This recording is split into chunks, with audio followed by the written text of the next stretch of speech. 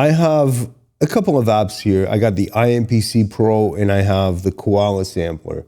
Great apps to make beats. They have everything, the essentials of beat making.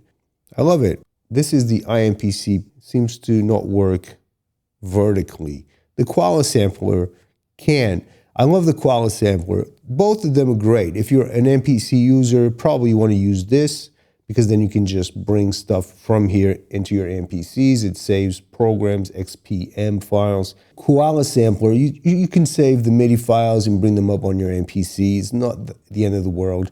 Comparing the two, I actually like the Koala Sampler a bit more because, first of all, you can work vertically.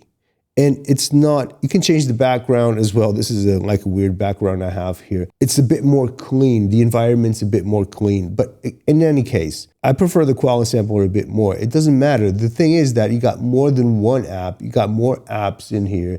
They're super portable. And the best thing of all, they're super cheap as well. You're paying like 20, 30 euros, dollars. When it comes down to portability, that's where I feel like, it's kind of hard for me to go for these samplers that have been coming out.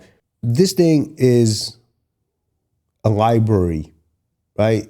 It has all samples in here that you would ever need. Of course, you can also load your folders into your phone or an iPad. I wouldn't use it. I would rather just buy an iPad, honestly, than to be doing it on the phone. But you can do it on your phone as well.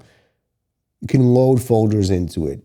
If you want to sample a film, voices from a film, go Google the film. Go wherever you want in the internet, sample that.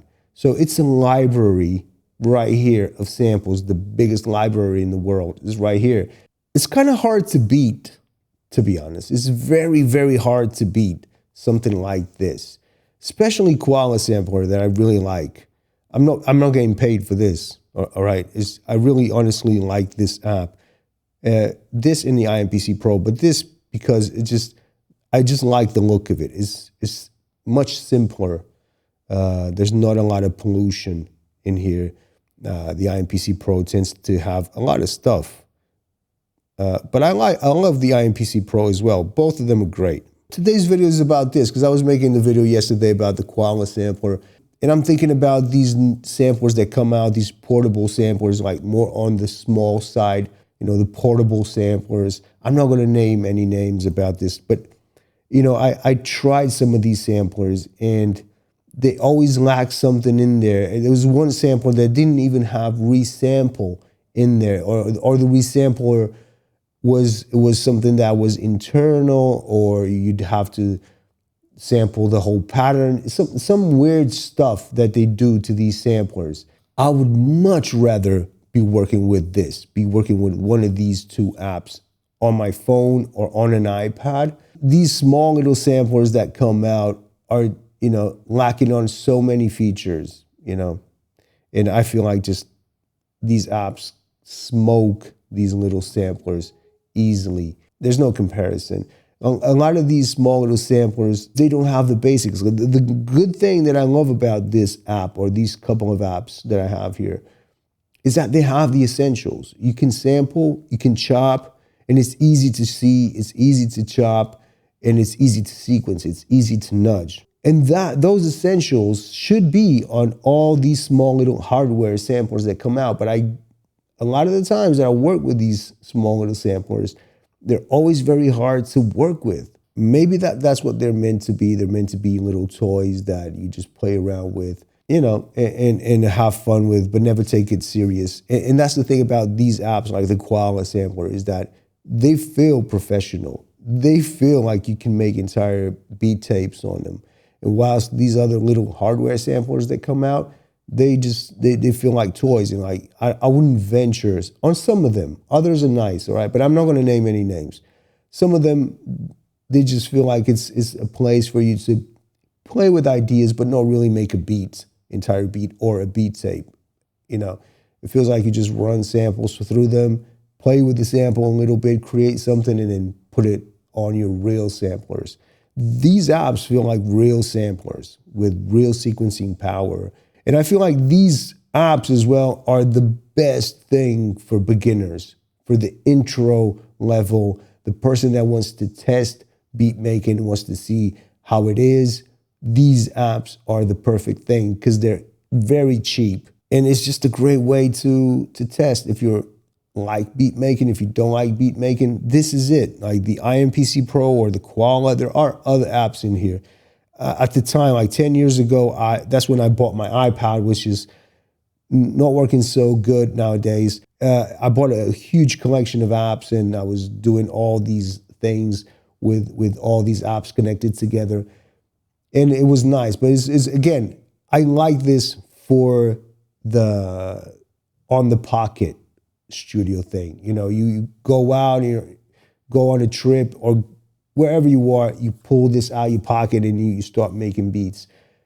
That's what I like these apps for. In the studio, it's a different thing. To me, it's really down to these small little samplers, man. I can't get past the idea of giving $300, $400 for some of these small little samplers that just don't have essentials. Sometimes they don't even have chop-in. Sometimes they don't have a resample. Sometimes you can't nudge samples. It's hard to once you record something to go in there and change the sample. If you remember this year or last year, I was trying different samplers, small little samplers for just on the go, to be on the road and have something that I could play and create to get away from the studio sort of thing. And I couldn't find a sampler that I was just happy with. And honestly, at the time, I went back to the iMPC Pro and I played with Koala as well. I never made a video on it, but I was very happy with the results I was getting with Koala and iMPC Pro. Honestly, I love the factor of playing with an iPad. There's something satisfying about it as well. Not as fast as working with hardware, because on the iPad, sometimes you're trying to change it and you go back there again and again just to make that knob, that encoder twist. And it's not as fast, sometimes, it's not a hands-on quick experience. It's slower, okay? It's a slower experience. But it's also very satisfying at the same time. It's a very contained environment that I like to be just there on the screen. It's a small little screen that has everything. The feel is nice. I actually like the feel of working on an iPad. Hey, and these work on Android as well. I got a comment yesterday about me being incorrect because I didn't mention Android. I don't know about Android. I've always been on Apple, and so I Android as well. Okay, so yeah, the experience on an iPhone or a phone is not so great, but if you're on a tablet, it's good.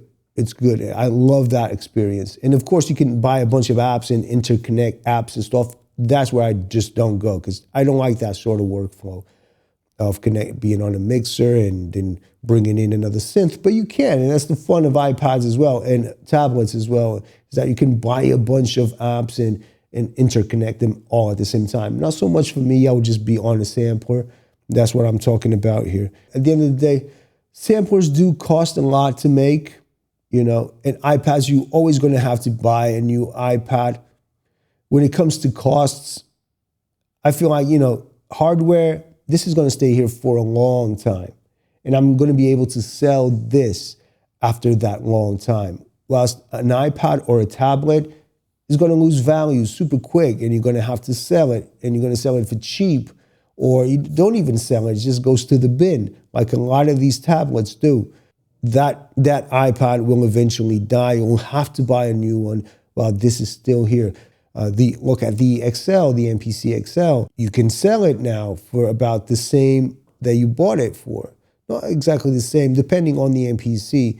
But machines do retain value, while iPads, they just die, and then you're going to have to buy a new one. And a lot of people buy these apps, then they buy the controller for the app as well. There's a lot that could be said about this as well.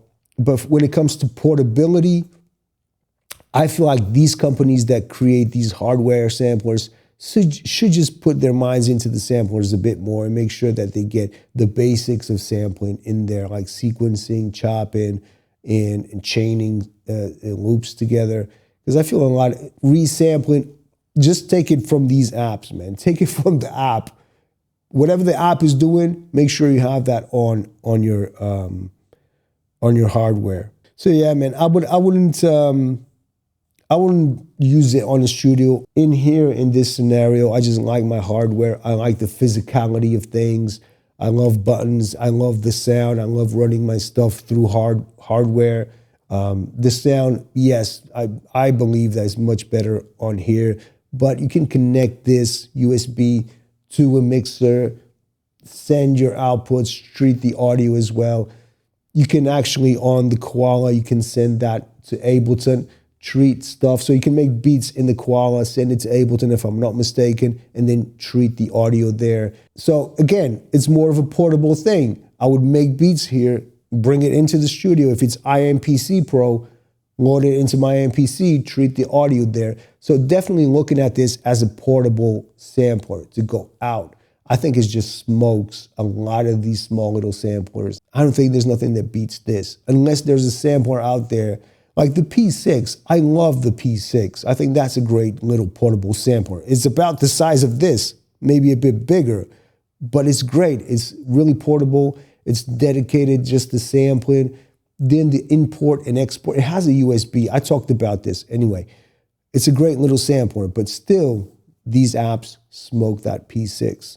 And that was it, man. That was me chiming in on these apps. Let me know what you think, iPad or apps versus hardware when it comes to portability, or actually just to replace your studio. What do you think? Let me know. I know this could actually spark a lot of conversation as well. So that was it, man. That was the video. Thank you so much for watching today's video. I'll see you on the next one. Have a great day. Bye.